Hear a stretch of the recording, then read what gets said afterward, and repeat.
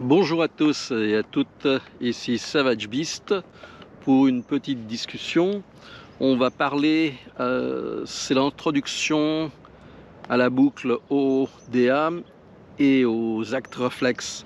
Mais avant de parler de ces choses qui feront l'objet de deux autres vidéos, et il faut mettre certaines choses en place et bien les comprendre.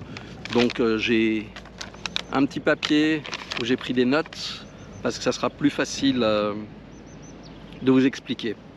La première des choses, pour toute personne lambda, c'est d'arriver à aiguiser les sens. Aiguiser les sens, ça signifie éliminer les distractions. Typiquement, vous regardez votre smartphone, vous êtes au téléphone, ou vous êtes distrait par une jolie fille ou par un bel homme, vous êtes distrait par un accident, vous êtes distrait par un bruit. Non, il faut arriver à rester concentré dans des environnements qui sont, on peut dire, problématiques. Donc il faut contrôler votre environnement. Contrôler votre environnement, ça signifie regarder qui vient vers vous, qui est de votre côté, potentiellement les gens qui sont derrière. Ça, c'est pas très difficile, il suffit de temps en temps de jeter un petit coup d'œil à gauche, à droite, et on arrive à détecter peu à peu des choses. En l'occurrence, j'étais à Madrid avec un diplomate et on se déplaçait, et au bout d'un moment, je lui dis, on est suivi. Il me dit, comment ça? Je dis, ouais, tu vois la jeune femme qui est là-bas habillée de telle manière, etc. Il me dit, ouais. Je lui dis, tu te souviens pas qu'on l'a croisée à tel endroit? Il me dit, ouais, effectivement. Je lui dis, tu te souviens pas qu'on l'a croisée à tel autre endroit? Il me dit, oui. Et là, c'est le troisième endroit. Donc, cette personne était en train de nous suivre. C'était, je pense, les services secrets sud-coréens qui suivaient un délégué nord-coréen. Voilà un petit peu pour comment vous arrivez à optimiser, à aiguiser vos facultés. Donc, il faut regarder les gens, toujours de manière à vous imprimer leur visage s'il y a quelque chose qui se produit, mais il ne faut pas que ce soit un contact excessif. Donc, typiquement, ne pas regarder directement dans les yeux de manière trop prononcée. Vous pouvez regarder dans les yeux, je veux dire, on le fait tous, hein, on croise des yeux rieurs, des yeux qui sourient, ça plaît, donc on regarde, mais pas de manière insistante, sinon on va vous dire que vous êtes encore en agresseur dans la rue, en harceleur, etc., etc.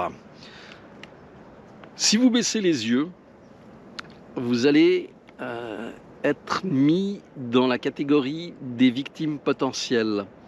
Une personne qui n'est pas une victime ne va pas baisser les yeux. Il va continuer à avancer, il s'en fout.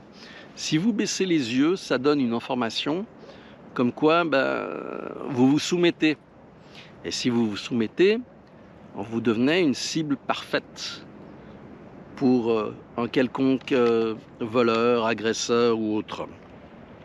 Le langage corporel est très important, que ce soit le vôtre ou celui des personnes qui sont dans votre environnement. Par environnement, j'entends la bulle que l'on forme autour de soi, dans laquelle on laisse pénétrer les gens plus ou moins.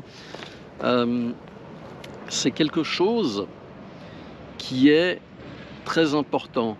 C'est comme un champ que vous allez dégager et qui va vous permettre de sentir des changements dans l'attitude de la personne qui vient vers vous.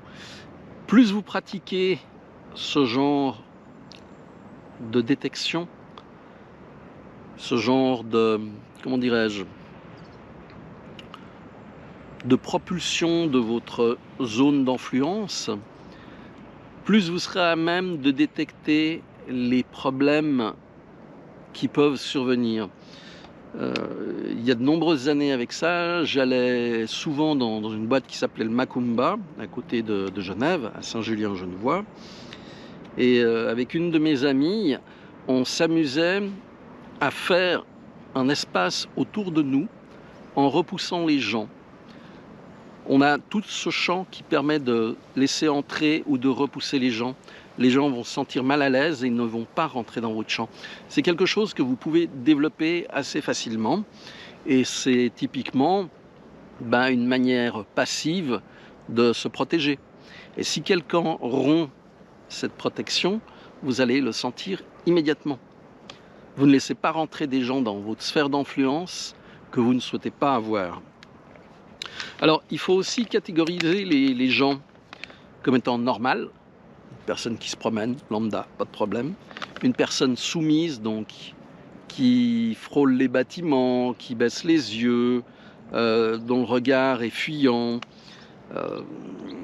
Ça devient typiquement une victime. Vous allez détecter la victime, et puis ça peut être pas plus mal, puisqu'en définitive, elle va pouvoir vous servir de paratonnerre en cas de problème avec d'autres personnes. Il faut savoir que dans la psychologie des voyous, des agresseurs, c'est toujours de s'en prendre aux plus faibles, parce qu'il n'y aura pas de résistance, de s'en prendre aux soumis, parce qu'il n'y aura pas de résistance. Et dès qu'ils rencontrent une cible renforcée, eh bien, ils vont arrêter parce que ce n'est pas leur objectif. Pourquoi s'embêter avec une personne qui va leur poser de gros problèmes alors qu'il y a des milliers de moutons? C'est tout aussi simple. Il faut effectivement arriver à capter quels sont les individus dangereux. Et ça, c'est par une immersion dans la rue que vous allez l'acquérir. C'est extrêmement important.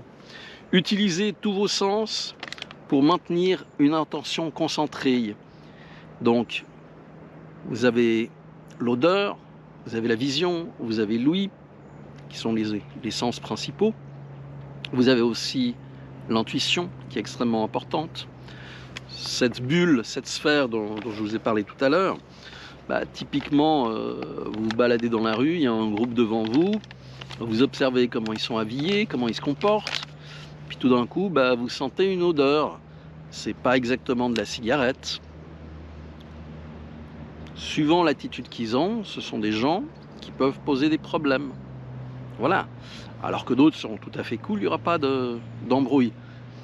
Il faut simplement passer en mode alerte quand vous détectez quelque chose qui ne correspond pas à la norme standard, à la norme du mouton lambda qui se promène, ou delta, ou alpha, peu importe. L'idée, c'est vraiment de maintenir une attention sur 360 degrés. À partir du moment où vous arrivez à avoir cette attention, eh bien, vous risquez beaucoup moins d'embrouilles, beaucoup moins de problèmes. Je prends la suite de mes notes. Hop, là j'ai mon petit cahier. Secouez vos puces. Ah oui, ça c'est important. Ça signifie de toujours faire mieux qu'auparavant.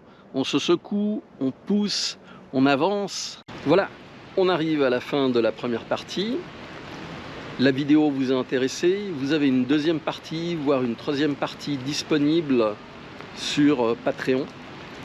Cela vous coûte le prix d'un café par mois, voire moins, suivant les pays où vous vivez. Et ça m'aide à remplacer le matériel, à me déplacer pour aller faire les vidéos, parce que tout cela a un coût. Je ne parle même pas du temps que je passe pour réaliser le montage, la préparation. Et donc, c'est un moyen actif de m'aider à avancer et à créer de meilleures vidéos. Alors, n'oubliez pas, vous allez sur Patreon, vous cherchez Savage Beast Prepper et vous cliquez sur une des 3 options qui est disponible pour vous abonner. À très bientôt sur Patreon. Ciao!